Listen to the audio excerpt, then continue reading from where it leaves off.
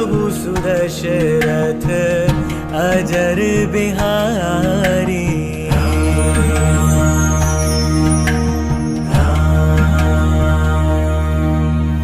राम सिया राम जय जय राम। विश्वामित्र आदि तपस्वी मुनियों के समूह आए हुए थे। विवाह था भगवान का, ऋषि मुनियों के समूह आए हुए थे।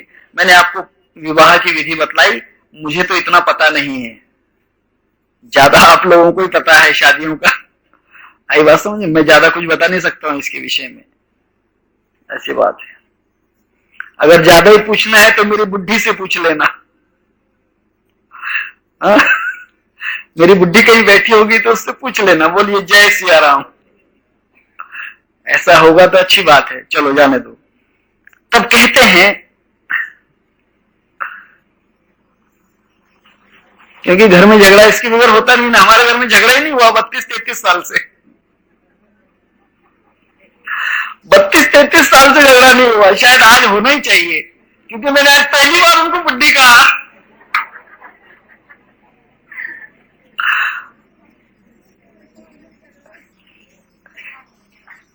बहुत गलत बात है अगर किसी को बुड्ढी कह दो ना।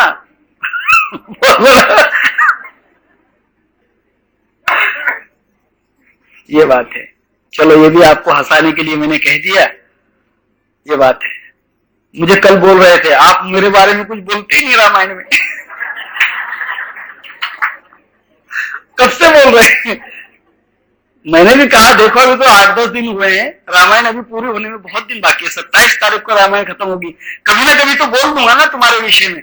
उसने कहा कि नहीं नहीं, आप सबके बारे में बोलते हो, हाँ, खाने वाले के बारे में, पीने वाले के बारे में, सबका विषय आप करते हो, मेरे विषय में कभी चक्की पीसते ही नहीं। मैंने कहा कोई बात नहीं, अगर मौका मिला तो जरूर, आज चक्की पीस दी, कोई बात नहीं है, मेरे ख्याल से झगड़ा तो नहीं होगा। हाँ, 32-33 साल हो गए हैं, आई बात समझ में, इसीलिए मैं बुढ़ा नहीं हुआ। 50 वर्ष की उम्र हो गई, क्योंकि झगड़ा नहीं हुआ। जिस घर में झगड़ा होता है ना अंकल, जिस घर में झगड़ा होगा उस घर का आदमी बूढ़ा हो जाता है। हाँ, झगड़ा हो जाता तो बूढ़े हो जाते हैं, झगड़ा कभी नहीं करना चाहिए, ये बात है। तब मैंने आपको हंसाने के लिए कहा है, कोई बात नहीं, बुड्ढी बिड्ढी नहीं है, नहीं तो समझ लोगे बुड्ढी है। चलो अच्छा, जय सिया राम। तब कहते हैं, राम जी का कथा चल रही है इसीलिए बोलना अच्छी बात है, आनंद करना चाहिए जीवन में। तो वहां पर ऋषि मुनि आदि से पधारे और सबको कहते हैं कि दंड प्रणाम सब ही नृप कीने, पूज सब प्रेम बरासन दीने, 4 लक्ष बर धेनु मगाई, काम सुरभि सम सील सुहाई। और वहां पर अच्छे अच्छे स्वभाव वाले अच्छे अच्छे काम धेनु मंगाई गई, गौएं मंगाई गई दान देने के लिए। पहले गोदान ज्यादा की जाती थी, अन्नदान, वस्त्रदान, गोदान, ये सब वहां पर रत्न दान, ये सब किया जाता था। तब ये सब देकर, ब्राह्मणों को देकर वहां पर उनका आशीर्वाद प्राप्त किया। और उसके बाद फिर कहते हैं कि बार बार विश्वामित्र जी के चरणों में गिरकर राजा दशरथ ने अपने सिर निमाए और कहा कि हे महाराज, आपके चरण कमल से, आपकी कृपा से अगर आप राम और लक्ष्मण को वन में नहीं ले जाते तो शायद सीता जैसी बहू हमें नहीं मिलती, सीता जैसी बहू हमें नहीं मिलती। इसीलिए उन्होंने बार बार उसी का नाम दोहराया कि हे महाराज विश्वामित्र, आपने बड़ी ही हम पर कृपा की है। क्यों? कि आपने जो हमें जनक राजा का स्नेही बनाया, उसका संबंधी बनाया, यह आपकी ही कृपा है। और आपके दूरदर्शिता के अंदर ही यह बात सिद्ध हुई है। आप जानते होंगे कि रामचंद्र प्रभु इनका विवाह सीता से हो, इसीलिए शायद आप, वरना आप तो राक्षसों को मार सकते थे, परंतु आपने इन बालकों को अनुग्रहित करने के लिए इतना बड़ा कार्य किया है, तब वहां पर अनंत प्रकार के हाथी, अनंत प्रकार के घोड़े आदि और रत्न जवाहिरात वहां पर मंगाकर इन दामाद जो हैं इनको वहां पर दहेज दिया गया। दहेज देने की पद्धत पुरानी है, बहुत पुरानी पद्धत है। इस पद्धत को देवी देवताओं से चला आया है। क्योंकि बात यह है, आदमी यह सोचता है कि दहेज क्यों दिया गया, इसकी एक बात समझ में लेना चाहिए। मैंने अच्छी किताब में पढ़ा है कि दूल्हे के कमर में आज भी कटार दी जाती है। कटार पे समझते हो ना, पहले तलवार रखते थे दूल्हा, घोड़े पर जब चलते थे तो वो तलवार रखते थे और साथ में बाराती निकलते थे। आज थोड़ा सा चेंजिंग हुआ है, अब तलवार की जगह वो कटार रखता है। क्योंकि पहले विवाह करना इतना आसान काम नहीं था। विवाह करके अपनी दुल्हन को अपने घर तक लाना बहुत जटिल बात थी, कठिन बात थी। इसीलिए उसको युद्ध करना पड़ता था। शायद रास्ते में कोई डाकू मिल जाए, कोई लुटेरे मिल जाए या कोई दुश्मन मिल जाए, तब अपनी पत्नी को बचाकर उनसे लाने के लिए दूल्हा अपने बचाव के लिए और पत्नी के बचाव के लिए तलवार कमर में लेकर चलता था। अब वो पद्धति एक खिलौना होकर रह गई है। कटार होती है जिसको धार भी नहीं रहती, बिना धार वाली रही तो वो कटार ठीक है, बिना धार वाली कटार होती है जो बाहर भी निकलती नहीं है। आजकल तो फैशन हो गई है, ये बात है। पगड़ी बांधने के कारण ये थी कि युद्ध में अगर कोई तलवार सर पे मार दे तो पगड़ी के कारण शायद जख्म न हो। साथ में बाराती लेकर जाने का मतलब यह था कि युद्ध के लिए वो बाराती नहीं ले जाता था, अपनी सेना लेकर जाता था। सेना लेकर जाना है, अकेले गए तो युद्ध में बारात के अंदर शायद लूटमार हो जाए, कोई चोर लोग हमें बीच में घेर लें, इसके लिए जंगल के रास्ते रहते थे। इसीलिए वो बारात के साथ में अपने कुछ योद्धा लोग लेकर जाते थे। आज के बाराती अलग हैं, उनको कांधे पर लाना पड़ता है मंडप तक। जब वो बारात में निकलते हैं, आधी रास्ते में जब बेहोश हो जाते हैं, तब उनको कांधे पर उठाकर पंगत में लाना पड़ता है कि भाई धूप निवाले तो खा लो, वो कहते हैं बाद में देख लूंगा। हाँ, ये बाराती है, ये बाराती क्या बाराती है?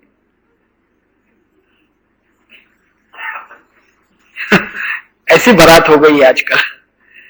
दूसरी बात, पहले से ही अपने पिताजी अपनी कन्या को दहेज में बहुत कुछ चीजें दे देते थे। इसका कारण क्या था कि पिताजी अपने लड़की का विवाह करने के लिए, अपने बेटी का विवाह करने के लिए बहुत सारा धन इकट्ठा करते थे। और जब कन्या का विवाह हो गया तो टेंशन खत्म हो गया। आप पैसे का क्या करेंगे? कन्या का विवाह ही तो आवश्यक था, लेकिन उसका विवाह हो गया, तब वो सोचता था कि भगवान अब तो गंगा नहा गए, अब तो गंगा नहा गए। तो उसके साथ में वो पूरा वो धन जो था वो खुशी से निछावर कर देता था। उसको दहेज समझते थे लोग। लेकिन आज कंपल्शन हो गया है, आज तो वहां कंपल्सरी हो गया है, वैसा नहीं है। पहले निछावर के लिए था कि मेरे ऊपर का जो बोझा है वो खत्म हो गया, इस कारण वो अपने पास में की जो पूंजी थी वो दामाद को दे देते थे। जनक राजा ने वहां पर 10,000 मतवाले हाथी मंगाए दहेज में देने के लिए। 10,000 हाथी, अनगिनत गायें, अनगिनत बैल और अनगिनत घोड़े मंगाए, जिनके ऊपर सुंदर से जील लगे हुए थे और उनके ऊपर, हाथियों के ऊपर बहुत सुंदर सुंदर स्वर्ण मालाएं और रत्नों की मालाएं थी, तथा गायें जो थी उनके सिंग भी स्वर्ण में किए हुए थे। अर्थात बहुत सी संपत्ति उन्होंने विवाह के अंदर उनको दी। इस प्रकार जनक जी ने फिर से अपरिमित दहेज दिया, जो कहा भी नहीं जा सकता है। जो संपदा जनक राजा के पास थी उसने पूरी वहां पर अपने कन्याओं के लिए दे दी। इस प्रकार जब सब प्रकार का सामान सजाकर राजा जनक ने अयोध्यापुरी को भेज दिया, बारात चलने के लिए निकली, तब रानियां विकल हो गई। माताओं को अपनी कन्या जब घर से निकलती है तो बड़ी एक स्थिति है। अपनी बेटी जब अपने घर से जाती है तो हर माता के मन में एक बहुत बड़ा दर्द होता है। ये दर्द सत्य है, जितना दर्द उसे उसको पैदा करते समय नहीं हुआ होगा, उतना दर्द उसको कन्या जब घर से जाती है तब होता है। आई बात समझ में? ये तो मैं नहीं कह सकता हूं, माताएं ही जानती हैं उस चीज को, मां ही जान सकती है। अपने बेटी का जो दर्द होता है, इस घर से उस घर पर जब वो जाती है तब वह उस बात को याद करती है कि मैं जब उस घर से इस घर आई थी तो मुझे कितना कशिश, कितना दर्द, कितना टेंशन हुआ था।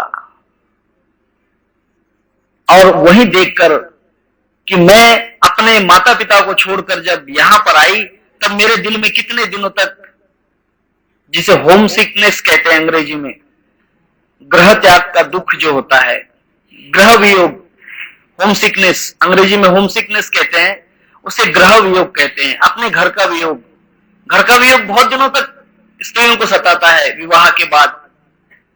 विवाह के बाद इसलिए बहुत दिनों तक वियोग सताता है। इसीलिए तो अक्षय तृतीया के ऊपर, रक्षाबंधन के ऊपर, या कोई अन्य अच्छा दिवाली, भाव बीज का त्योहार हो, तो बीच बीच में हमारी जो संस्कृति है, इस संस्कृति में उस बेटी को, उस बहू को अपने मैके में जाने दिया जाता है ताकि उसका होम सिकनेस कम हो जाए। उसका जो दुख है अपने परिवार को त्यागने का, माता पिता को, भाइयों को त्यागने का जो दुख है, जो दर्द है, वो वहां पर कम हो जाए। ये बात है। वो दर्द कम करने के लिए ये बीच बीच के जो त्योहार हैं, और देखिए जितने भी त्योहार हैं ये पुरुषों से संलग्न नहीं है। दिवाली का त्योहार स्त्रियों से संबंधित है, भाव बीज, दिवाली, ये त्योहार स्त्रियों के संलग्न है, स्त्रियों के कारण है। रक्षाबंधन का त्योहार भाई नहीं मनाते, बहन मनाती है। देखिए अक्षय तृतीया का त्योहार स्त्रियां मनाती हैं, कन्या मनाती है, अपने मायके में जाकर झूले झूलती हैं, अपने यहां पर बहुत कम है। सावन का त्योहार अपने यहां पर नहीं है। एमपी में, यूपी में जाकर देखिए, एक श्रावण महीने के पूरे झूले वे विवाह करने के बाद में जब मैके में वो जो कन्याएं जाती हैं तब सावन के झूले झूलती हैं 1 महीने तक बड़े आनंद के साथ में। ये तो अब कथाएं किताब में रह गई, अब बात खत्म हो गई है ना? अब बातें खत्म हो गई। लेकिन ये एक संस्कृति है कि उसका होम सिकनेस जो है, उसका दुख दूर मिटाने के लिए, उसके दुख को, दर्द को मिटाने के लिए ये संस्कृति ने उनको एक प्रकार के जितने भी त्योहार हैं, ये त्योहार नारी से संबंधित हैं। ख्याल कीजिए, जितने त्योहार अच्छे अच्छे और बड़े त्योहार जितने भी हैं, वट सावित्री हो, तुम्हारी ऋषि पंचमी हो, हरिहर मिलन हो, ये जितने भी त्योहार हैं नारी से संबंधित हैं। मुझे ये बतलाओ कि पुरुषों के कितने त्योहार होंगे? और जो धर्म में पुरुषों के त्योहार ज्यादा होते हैं वो धर्म स्त्रियों पे अपमान कर रहा है, स्त्रियों के लिए एक प्रकार का, यानी जिसे कहते हैं हम, इनजस्टिस है, अन्याय है। इस्लाम धर्म को देख लीजिए, उनका ईद ए मिलाद, रमजान, ये जो त्योहार हैं, ईद नमाज के त्योहार हैं। मुझे ये बताओ कि नमाज पढ़ने के लिए स्त्रियां मैदान में जाती हैं? इस्लाम में सिर्फ पुरुष जाते हैं, स्त्रियां नहीं जाती। मस्जिद में स्त्रियां नहीं जाती नमाज पढ़ने के लिए। उनके धर्म में जो त्योहार मनाए जाते हैं, बड़े ईद वाले जो त्योहार हैं, वे सिर्फ, अच्छा मुहर्रम 10 दिन का, वो पुरुषों के लिए होता है, स्त्रियों के लिए नहीं। तो मुस्लिम धर्म में जितने भी त्योहार मनाए जाते हैं वे धर्म के त्योहार जो हैं पुरुष से संबंधित हैं, इसीलिए वहां पर स्त्रियों पर अन्याय है। और हिंदुस्तान में जितने त्योहार हैं, त्योहार का मतलब खुशियां हैं, ख्याल कीजिए, त्योहार का मतलब आनंद, खुशी, प्रमोद, एंजॉयमेंट जो है उसको त्योहार कहते हैं। तो हमारे यहां पर स्त्रियों से संबंधित त्योहार हैं। इस कारण भारतीय संस्कृति जो है मातृ प्रधान है। इसीलिए हमारे वेदों ने भी पहले मातृदेव भव का नाम लिया है, पितृदेव भव बाद में है। ख्याल कीजिए, पितृदेव भव, हमारे यहां पर मातृदेव भव का पहला नाम है, फिर बाद में पितृदेव भव, फिर गुरुदेव भव। क्योंकि माताओं को महत्व ज्यादा है, स्त्रियों को महत्व ज्यादा है। अब स्त्रियों का महत्व क्यों ज्यादा है मैं यहां पर तो नहीं कहूंगा, मैं इसका महत्व आपको जब कहूंगा जब सुलोचना की कथा आएगी कि स्त्री का महत्व कितना है समाज में, स्त्री पुरुष के लिए कितना बलिदान दे सकती है, ये सुलोचना के लिए मैं कहूंगा। जब मेघनंद का सर काट देते हैं लक्ष्मण, उसका हाथ काट देते हैं, तब मेघनंद कहता है, अभी यहां पर नहीं है कथा, बहुत आगे आएगी लंका कांड में। लक्ष्मण कहता है कि मेघनंद सावधान, मरने के लिए तैयार हो जाओ। उसने कहा कि ससुर जी मरने के लिए तो मैं तैयार ही हूं, परंतु एक मेरी विनती है, सुलोचना तुम्हारी बेटी है, मैं ये भी नहीं कहता हूं कि मैंने तुम्हारे पर अन्याय नहीं किया, परंतु एक बात है, मेरा हाथ और मेरा सर काटकर उस सुलोचना के आंगन में पहुंचा देना। लक्ष्मण उसका सीधा हाथ और सिर काटकर सुलोचना के आंगन में पहुंचा देता है। सुलोचना के आंगन में पहुंचाने के बाद सुलोचना पहचानती है कि ये मेरे पति का हाथ है और ये मेरे पति का सर है। बतलाइए कि उसने क्या किया होगा उस वक्त। नारी का धर्म क्या है? नारी का धर्म क्या है? वो कहती है कि हे मेघनंद, भले ही वो मेरे पिता हो लक्ष्मण, कोई बात नहीं, परंतु मैं आज तुम्हारी अर्धांगिनी हूं, इसने तुम्हारा सिर काट दिया है, कोई बात नहीं, मैं भी मेरा सीधा हाथ काट कर तुम्हारा हाथ यहां पर लगा लेती हूं और फिर से मेरे पिता के सामने तेरी बल को लेकर, तेरे हाथ की भुजा की शक्ति को लेकर लक्ष्मण से लड़ने के लिए जाऊंगी। नारी का धर्म है। नारी जब अपने पति से सच्चा प्रेम करने लग जाती है तो संसार से लड़ सकती है। लक्ष्मीबाई ने यही किया, झांसी वाली ने। वहां अपने पति से प्रेम करती थी और पति का जो राज था झांसी, उससे प्रेम करती थी। इसीलिए वहां 3 महीने का बालक अपने पीठ पर बांधकर अकेली 10 अंग्रेजों से तलवार से लड़ रही है। 10 अंग्रेजों से अकेली तलवार से लड़ते हुए जब किसी ने पीछे से गोली का वार किया, तब लक्ष्मीबाई वहां पर घायल हुई, वरना 10 अंग्रेजों से अकेली लड़ रही थी। क्यों? क्योंकि पति की संवेदना उसके अंदर थी। नारी का धर्म बतलाया है। मैं आपको बाद में बतलाऊंगा कि क्या क्या वहां पर संवाद हैं, सुलोचना क्या कहती है। तो वहां पर जो कटा हुआ सर है मेघनंद का, वो सुलोचना को कहता है कि नहीं सुलोचना, ऐसी बात नहीं करना, वरना तुम्हारा पितृ ऋण नष्ट हो जाएगा। हाँ, जो पिता ने तुम पर उपकार किए हैं, पितृ ऋण, वो नष्ट हो जाएगा। अगर तुम पति के लिए पिता का वध करने के लिए निकलोगी तो पितृ ऋण नष्ट हो जाएगा। और यही बात समझाने के लिए मैंने तुम्हारे पिता से विनती की कि मेरा सर काटकर उसके आंगन में डाल देना, ताकि वो ये गलती ना करे कि मेरा हाथ अपने हाथ से जोड़कर फिर से पिता से युद्ध करने के लिए न चली जाए। बहुत बड़ी बात है, रामायण की बात है, कहूंगा आगे समझाकर। इसमें बहुत बड़ा सिद्धांत है, ये समझना बहुत मुश्किल है। नारी धर्म कितना कठोर है और नारी धर्म कितना महत्व का है, नारियों की कितनी ताकत है।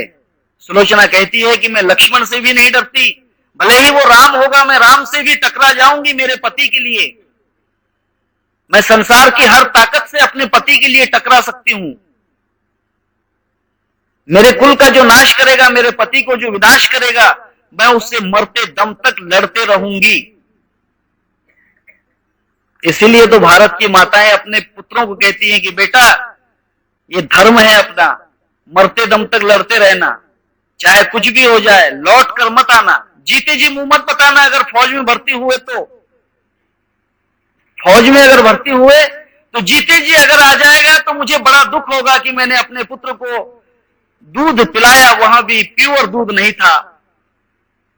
मेरे बेटे ने अगर वहां पर अपना प्राण देकर अपने देश की रक्षा की तो मैं समझूंगी कि मेरे दूध में सच्चा भारतीय दूध, भारतीय नारी का दूध था, भारतीय नारी का वह दूध था। इसीलिए मरने के बाद परमवीर चक्र दिया जाता है। कि जिसने मां के दूध की ताकत, मां के दूध का कर्ज उतार दिया। ये बात है, भारतीय नारी का बहुत बड़ा सिद्धांत है। अभी आपको तो कुछ मालूम नहीं, आला उधल पढ़िए, आला उधल आला खंड बोल के एक बहुत अच्छी किताब है।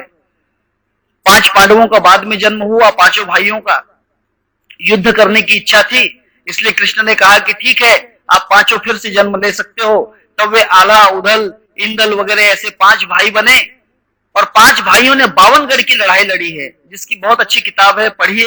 लेकिन वो किताब जहां पढ़ी जाती है वहां पर जंग और युद्ध होते हैं। जहां भी वो किताब पढ़ी जाती है वहां पर झगड़ा होता ही होता है। उस मोहल्ले में, उस गली में जहां पर वो किताब लगाई जाती है वहां पर जंग होते हैं। इसीलिए वो किताब यहां पर भी हम नहीं लगा सकते, वरना निर्भय सदगुरु सत्संग मंडल में बैठे बैठे झगड़े शुरू हो जाएंगे। हाँ, इतना उसका ताकत है। तब कहते हैं कि हजारों प्रकार के वहां पर उन्हें जो नेछावर थी वह दी, हजारों प्रकार का दहेज दिया। और फिर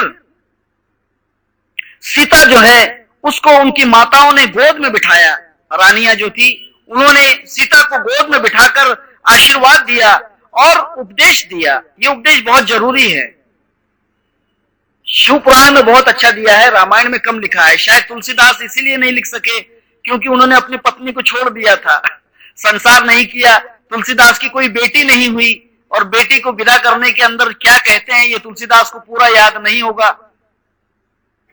मैं इस बारे में कुछ नहीं कह सकता हूं, परंतु शिव पुराण में पार्वती को विदा करते हुए मैना जो है जो उपदेश देती है उसमें की कुछ 2-3 बातें तुलसीदास ने लिखी हैं।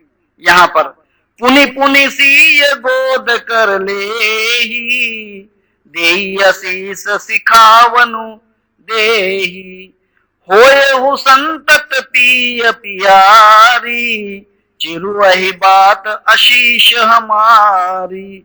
दूसरी बात क्या कहती है माता, सास ससुर गुरु सेवा करेहु, पति रुख लखिया सु अनुसरेहु, अति स्नेह बस सखी सयानी, नारी धर्म सीख वही मृदुबानी। ये सीख दी है माताओं ने। कहती है गोद में बिठाकर कि हे पुत्रियों, तुम सदा अपने पति की प्यारी रहो, अपने पति से हमेशा प्रेम का व्यवहार करो। दूसरी बात तो यह है कि तुम्हारा सुहाग अचल रहे, तुम कभी भी अपने सुहाग से अलग न हो। और दूसरी बात यह हमारा आशीष है। उसके बाद उपदेश करती हैं कि तुम अपने सास ससुर और गुरु की सेवा करना। देखिए, सास की, ससुर की और गुरु की सेवा करना, पति का रुख देखकर उनकी आज्ञा पालन करना, पति का रुख देखना चाहिए। विवाह करने के लिए आजकल जो मॉडर्न गर्ल्स होती हैं वे सुनती नहीं, मॉडर्न जो लड़कियां होती हैं ना वे इन बातों को नहीं सुनती हैं। ऐसी बात है, वे तो बेड पर रहती हैं, कहती कि बेटी लेकर आओ। ये बेचारा उठता है, गैस जलाता है, चाय बना कर देता है, hello madam take it the bed tea, take the bed tea, चाह देता है उसको पिलाता। कोलगेट लाकर दूं, ब्रश कहां रखा है, ढूंढ लो जरा। ब्रश ढूंढता है और ब्रश ढूंढकर उसके हाथ में देता है। वगैरह वगैरह प्रकार हैं। मॉडर्निटी चल रही है आजकल। आजकल तो इतना प्रकार उल्टा हो चुका है। आज देखिए बहुत कठिन काम हो गया, मैं आपको सही बतलाता हूं।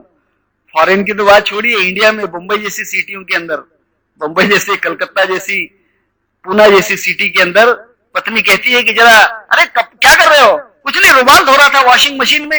अच्छा, मेरी साड़ी भी डाल दो उसमें। हाँ, वॉशिंग मशीन में बेचारा रुमाल धो रहा था खुद का, हैंकरचिप धोते हुए पत्नी कहती है बाथरूम में से नहाते नहाते, मेरी साड़ी भी डाल देना उसमें, और जब क्लीन हो जाए तो उसकी प्रेस कर लेना, मैं नहाकर आ रही हूं बाहर। क्योंकि वॉशिंग मशीन में वहीं धुलने के बाद में सूख भी जाती है, कपड़े वहीं सूख भी जाते हैं। कहती है प्रेस करके रख लेना, मैं नहा कर आती हूँ, तब मैं, मुझे 1-2 घंटा लगेगा नहाने के लिए। 2-2 घंटे नहाती, 4-4 घंटे। आजकल तो बहुत बड़ी फैशन हो गई है, जो जितनी देर ज्यादा नहाएगा। मैंने पीछे अभी भी एक किताब में दृष्टांत पढ़ा है, शायद अनहद में विश्राम या किसी, हाँ शायद अनहद में विश्राम, उसमें बड़ा ही अच्छा दृष्टांत दिया है। कुछ अरेबियन लोग इंडिया में आए, अरब कंट्री के लोग इंडिया में आए, और आने के बाद में अरब में पानी ज्यादा नहीं है नहाने के लिए, वहां तो पेपर बाथ की जाती है। पेपर का स्नान समझते हो, जैसे सूर्य स्नान होता है, मिट्टी का स्नान होता है, वैसे पेपर बाथ फॉरेन में करते हैं। बच्चा जब पैदा होता है तो वहां से लेकर मृत्यु तक उसको नहाने के लिए पानी नहीं दिया जाता। विवेकानंद की ग्रंथावली पढ़िए, पहले खंड के उसके पीछे पत्र व्यवहार किया है अपने शिष्यों को विवेकानंद ने। उसमें उसने लिखा है कि उसे एक 90 वर्ष की बुढ़िया मिली अमेरिका में, और उस बुढ़िया से बातचीत हुई। विवेकानंद जी सरोवर में स्नान कर रहे थे, बहुत ठंडा पानी था। उसने कहा कि क्या कर रहे हो gentleman, what are you doing here? उसने कहा कि nothing madam, I am having a bath, मैं स्नान कर रहा हूं। What the meaning of bath? ये स्नान का मतलब क्या होता है? हाँ, तुम्हें स्नान नहीं मालूम? उसने कहा कि नहीं तो, मुझे स्नान नहीं मालूम। फिर आप नहाती कैसे हो? कुछ नहीं, only paper, rubbing the paper, paper को ऐसे घिस लेती हूँ और फिर ऊपर से सेंट मार लेती हूँ, बस यही करती हूँ। कितने दिनों से कर रही हूँ? अरे जब से पैदा हुई, जब से बड़ी 90 वर्ष की हो गई, 90 साल की हो गई, जब से पेपर घिसते आ रही हूं। और वहां जाते हो तो वहां भी पेपर घिस लेती हूं।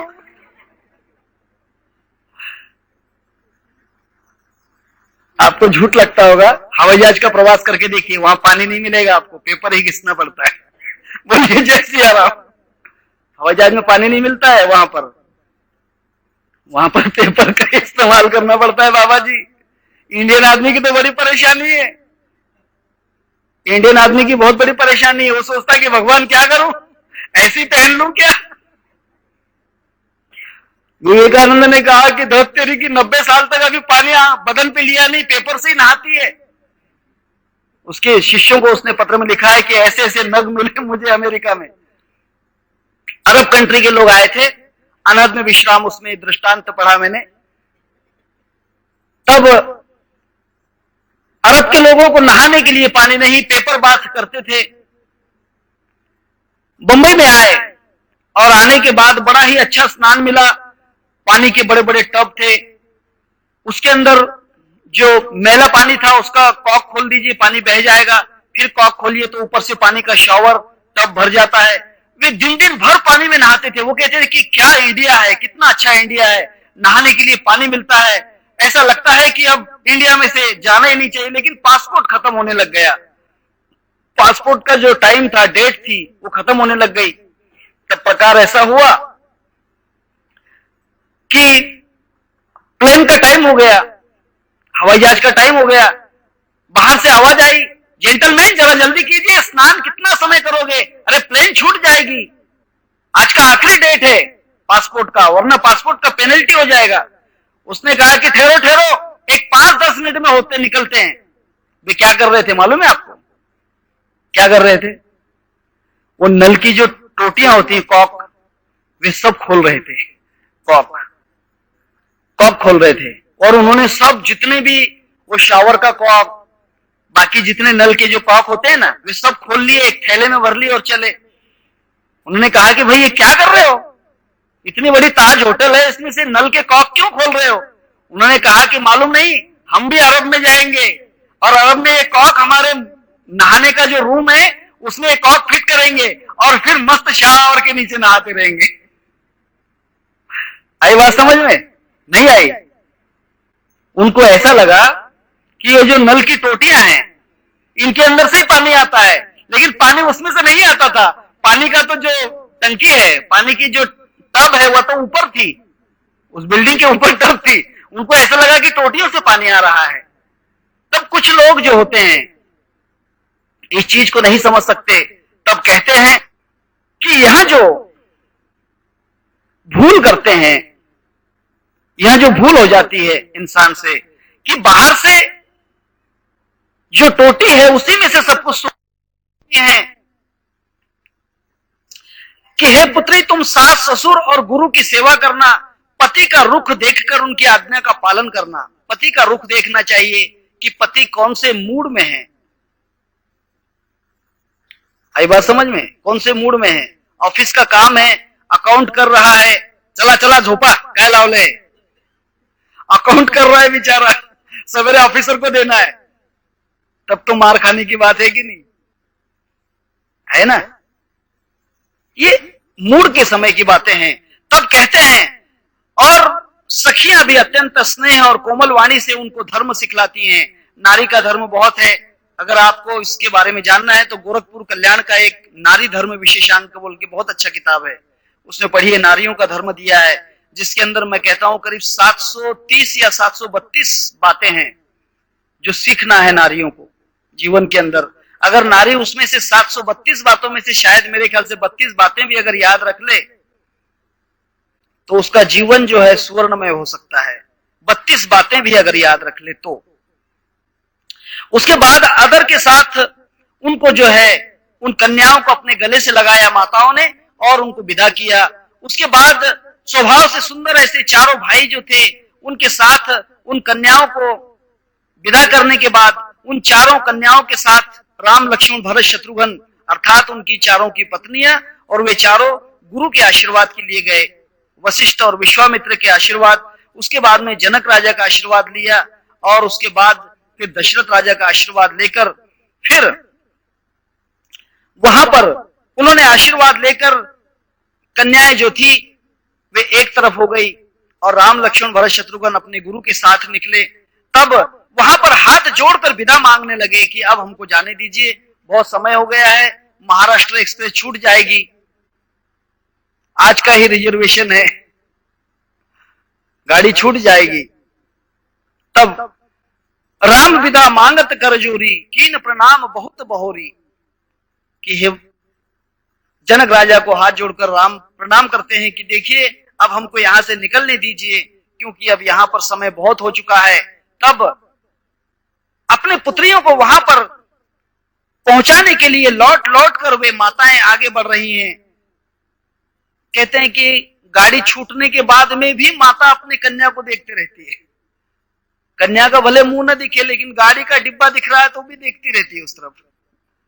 हाँ, कन्या का जिस गाड़ी में बैठकर जाती है तो उसका डिब्बा देखती रहती है कि हाँ अभी जा रही, वो जा रही है, वो जा रही है, वो जा रही है, ये बात होती है।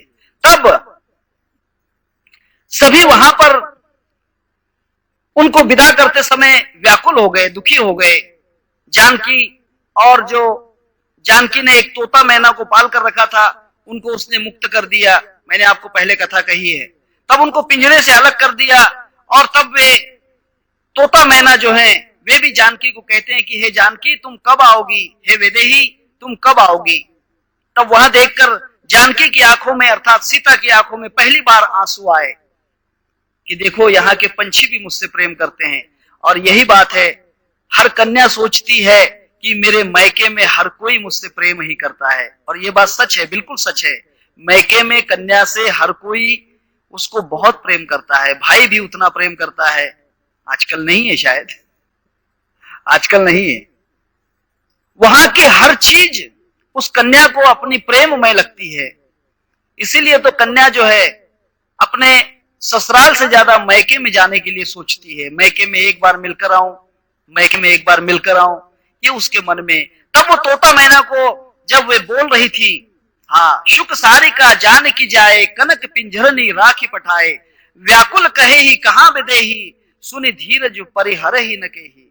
तब उसकी बात को सुनकर जानकी की आंखों में आंसू आ गए कि हे भगवान, मुझ पर मेरे माता पिता तो बहुत प्रेम करते हैं, परंतु देखिए इन पंछियों का भी मुझ पर कितना प्रेम है। ये देखकर जानकी की आंखों में आंसू आ गए और कहते हैं कि वहां पर पक्षी पशु तक इतने विकल हो चुके थे कि जानकी वहां से निकल रही है, अर्थात सीता वहां से जा रही है। इसीलिए वहां सभी जितने लोग थे व्याकुल हो रहे थे। और मुहूर्त देखकर जब वहां से राजा ने मुहूर्त देखा और तब सिद्धि गणेश जी का स्तुति की और कन्याओं को पालकी पर बिठाया। पालकी पर, पहले पालकी पर बिठाते थे, आजकल एम्बेसडर, मारुति कार, सेलो कार, ये आती है। हाँ, पहले पालकी में बिठाते थे, ये बात है। पालकी का मान था पहले, लेकिन आजकल जमाना बदल गया है, मॉडर्निटी। मैं इसका विरोध नहीं करता हूं, इसका विरोध नहीं करता हूं।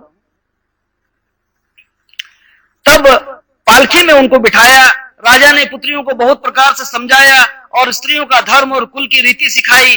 तुलसीदास ने इतना ही कहा है, इसके आगे ज्यादा लिखा नहीं है। और फिर दास दासी सब सीता के साथ भेजे, और इसके बाद सीता जनकपुर वासी सब व्याकुल हो गए और मंगल की राशि शुभ शकुन कहते हुए वहां से उसको पहुंचाने के लिए जनक नगर के लोग आगे की तरफ बढ़े हैं।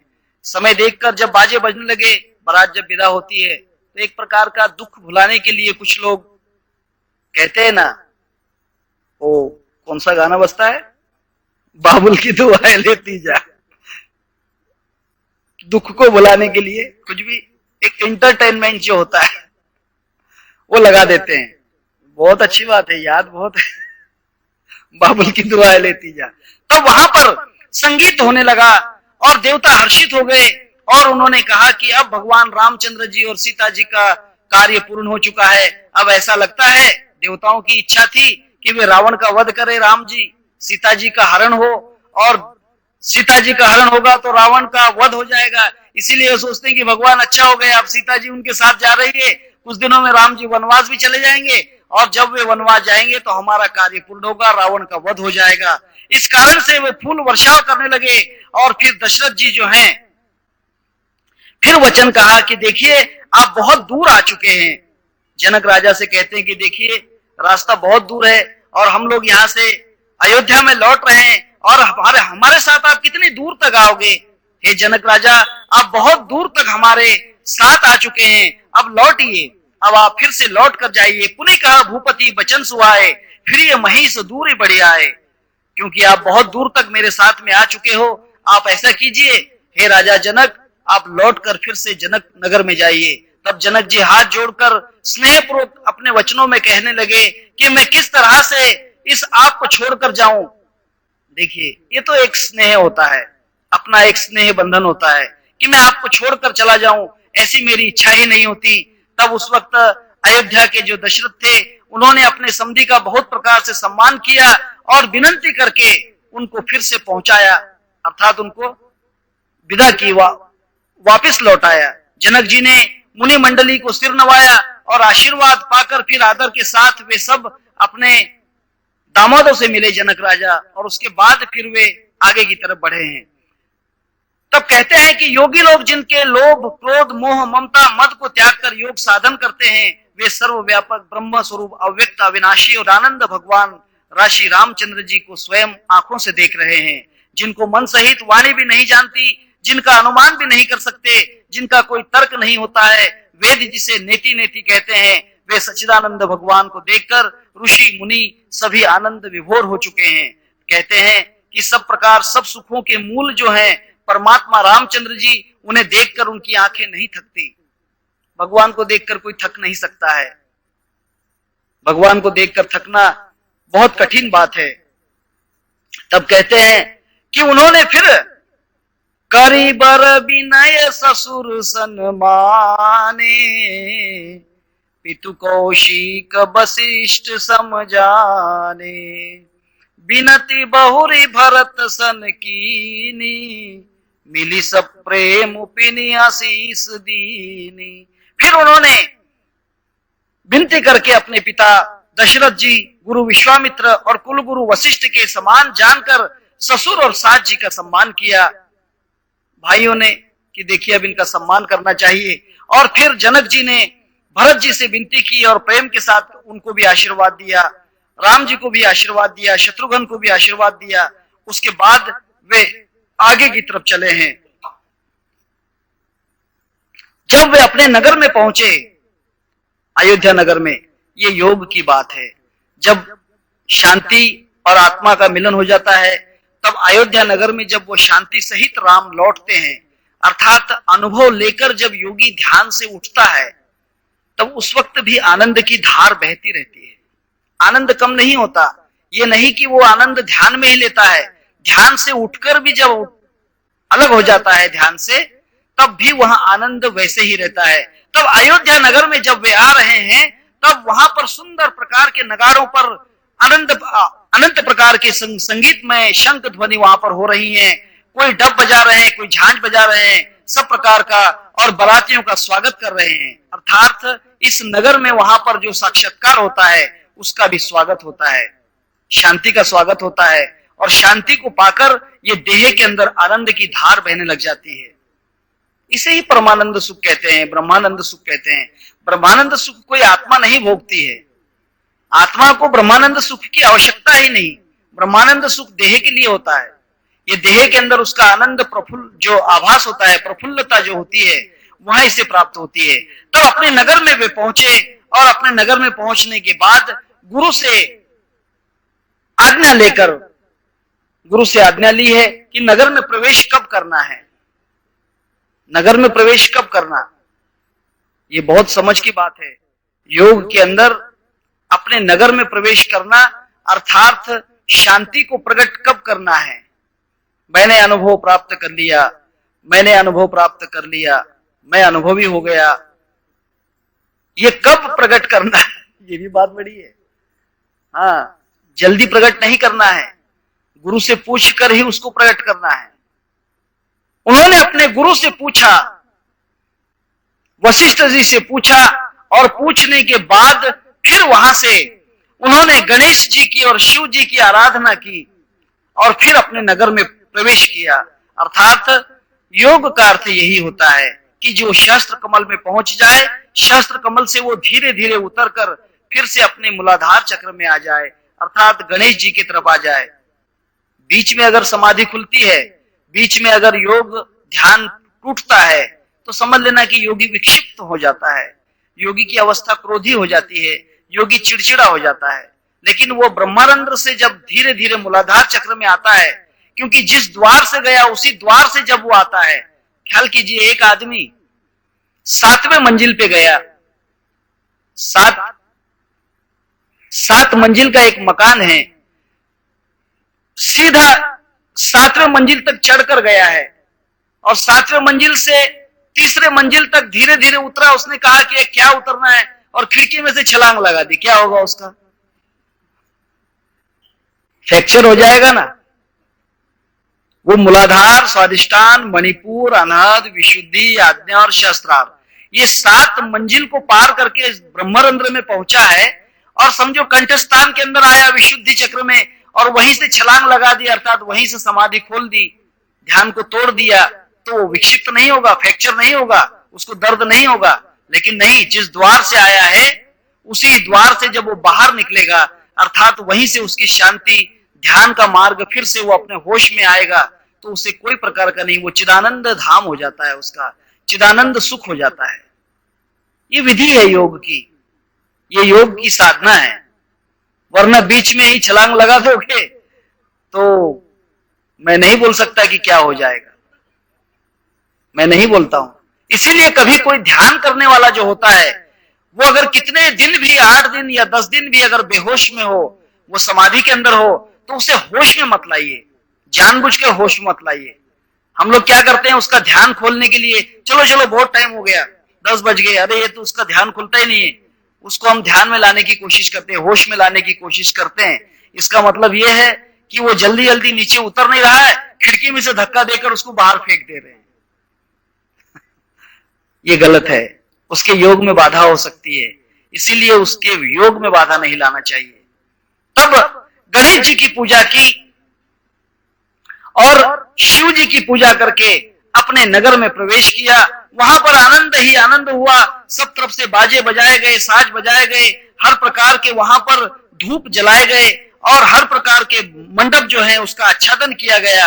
और जितने भी नगर के नर नारी थे, वे सब स्वर्ण के थाल, कनक थार भरी मंगल ही कमल करिन लिए मात, चली मुदित परिचनी करक पुलक पल्लवीत गात। वहां पर कहते हैं कि सोने के थाल भरकर मंगल वस्तुएं लेकर वहां पर राम और सीता की न्योछावर करने के लिए लोग आए,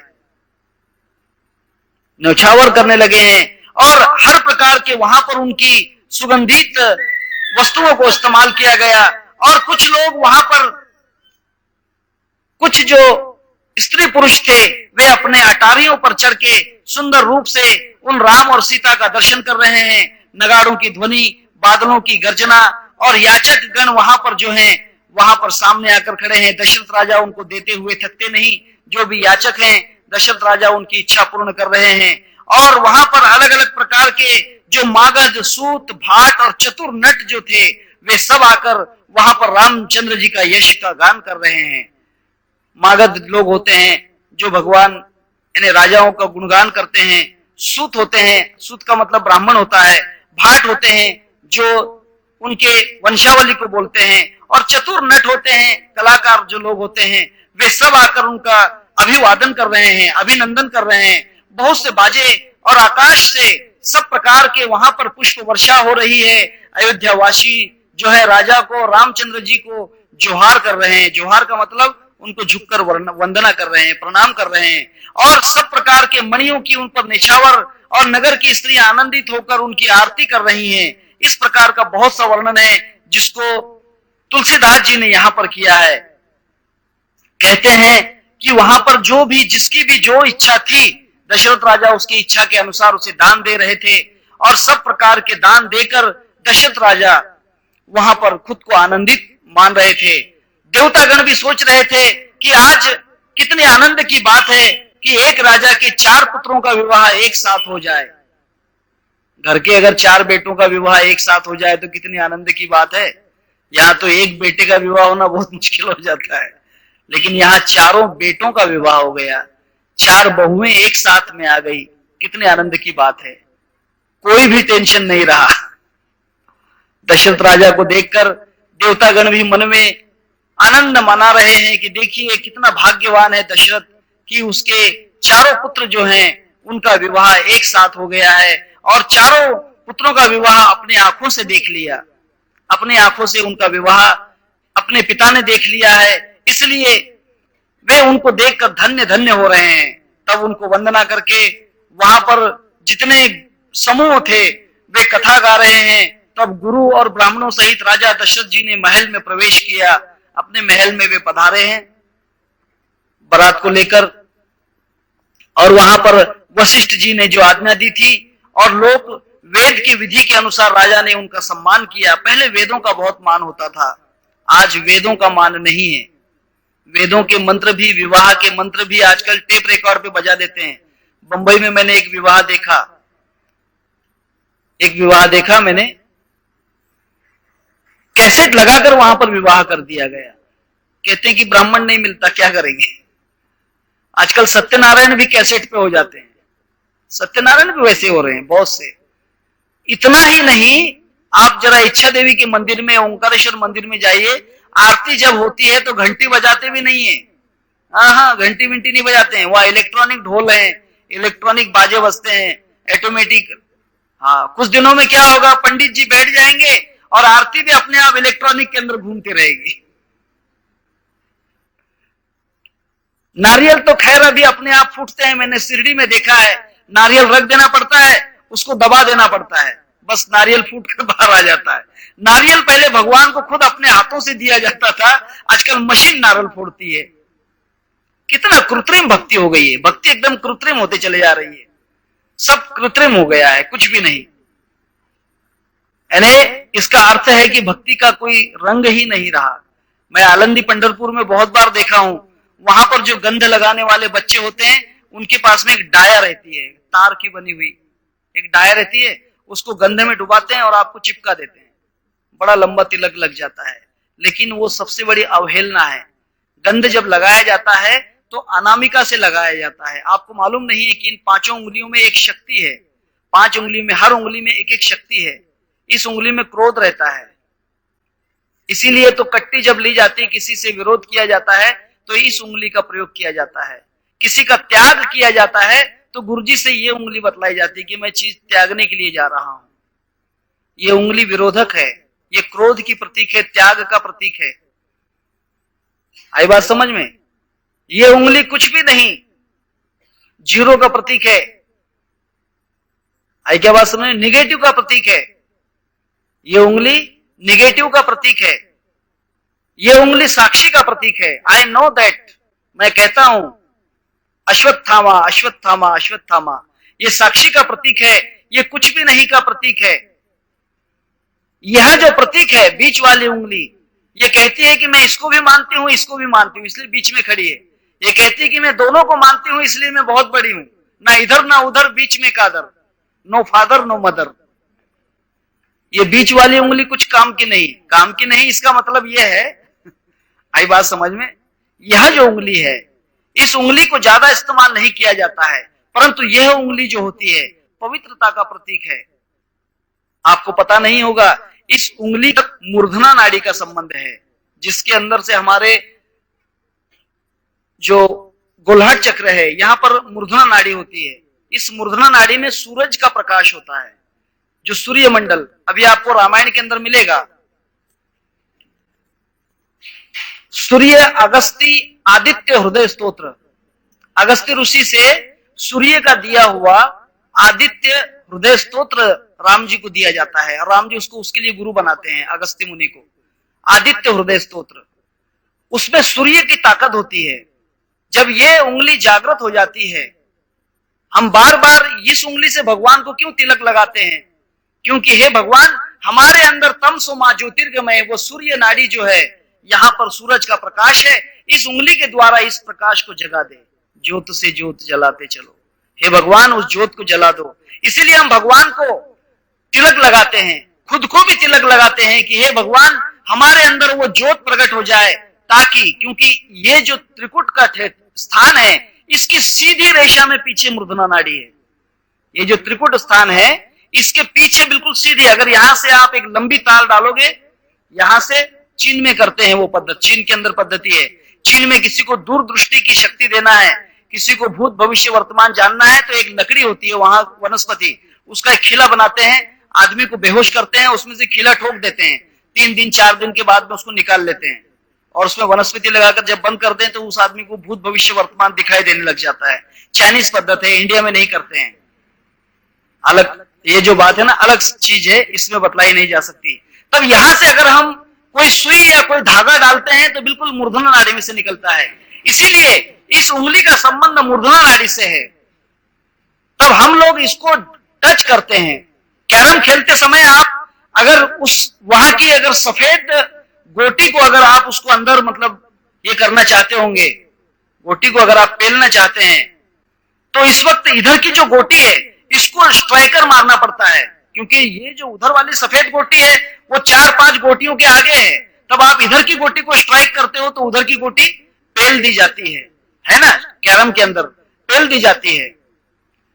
उसी प्रकार से यहां से जब हम टच करते हैं मूर्धना नाड़ी के इस उंगली से, अनामिका से, अनामिका का मतलब है जिसका कोई नाम नहीं है, ना ही मदसी नाव, ना ही मस्सी गाओ, ना ही मदसी कान नाग डोले, ऐसा में फिरे आह्लाद चक्रकारी, प्रकाश युक्त सूरज के जैसे, संभाली तो सारे लाहन थोरे।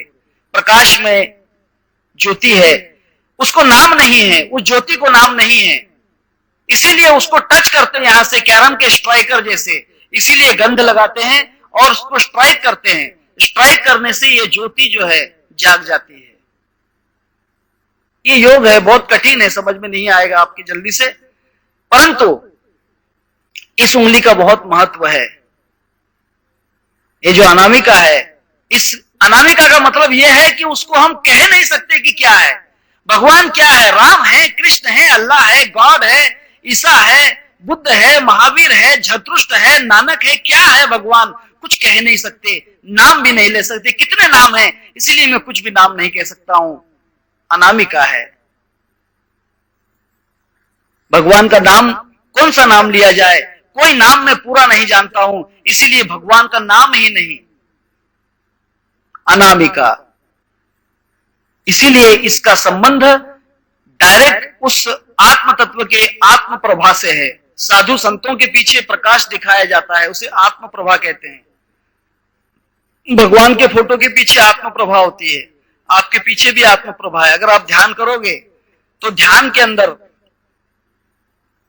जब आप कमलासन के अंदर बैठोगे, अभी आपको कमलासन मालूम नहीं है, पद्मासन जानते हो, परंतु कमलासन कैसे लगाते हैं मालूम नहीं। हाँ, तो कमलासन की मुद्रा जब धारण करोगे, उस वक्त अनामिका नाड़ी का स्पर्श करोगे तो मूर्धना नाड़ी खुल जाती है। और पीछे आपको एक प्रभा दिखाई देगी, प्रकाश दिखाई देता है। आई बात समझ में? प्रकाश दिखाई देता है। तब कहते हैं कि वहां पर वशिष्ठ की आज्ञा के अनुसार वेद पूर्वक वहां पर उनका चरण धोकर तथा विश्वामित्र की आज्ञा लेकर फिर उन्होंने महल में प्रवेश किया और राम आदि जो है इनको निद्रा के लिए भेज दिया। तब राम आदि जो चारों बंधु थे वे निद्रा से सुबह उठने के बाद अपनी प्रातः क्रिया जो है, प्रातः काल की जो क्रिया है उस क्रिया को पूर्ण करके फिर अपने गुरु के वंदन किए, माता पिता के वंदन किए और माता पिता के वंदन करने के बाद फिर वे अपने कार्य को लगे हैं। इसके बाद राजा दशरथ जो हैं, राजा दशरथ इन्होंने मन में क्या विचार किया है कि चारों पुत्रों का विवाह हो चुका है, बहुएं घर में आ चुकी हैं, अब क्या करना है, योगी को क्या करना है, शांति प्राप्त हो चुकी है, अब आत्मा और परमात्मा का मिलन हो चुका है, देह में भी आनंद ही आनंद है, फिर अब इसको क्या करना है। ये 10 इंद्रियों का जो राजा है दशरथ, इसे कौन सा कर्म बाकी रहता है और उस कर्म में वह कहां चूकता है, यही जो कांड है, यही समझने वाली बात है। इसे अयोध्या कांड कहते हैं। देह, अयोध्या का मतलब देह होता है, ख्याल कीजिए, अयोध्या का मतलब देह होता है। और इस अयोध्या कांड में अर्थात देह के कांड में किस प्रकार की गलतियां मनुष्य कर लेता है, कितना बड़ा भी साधक होता है वो गलतियां कहाँ कर लेता है। और अयोध्या कांड में दशरथ से कौन सी गलती हुई, इस गलती को अगर समझ जाओगे तो आप योग को पूर्ण कर सकते हो, चिर शांति प्राप्त कर सकते हो। यही बात हम कल से जानेंगे। श्री रामचंद्र भगवान।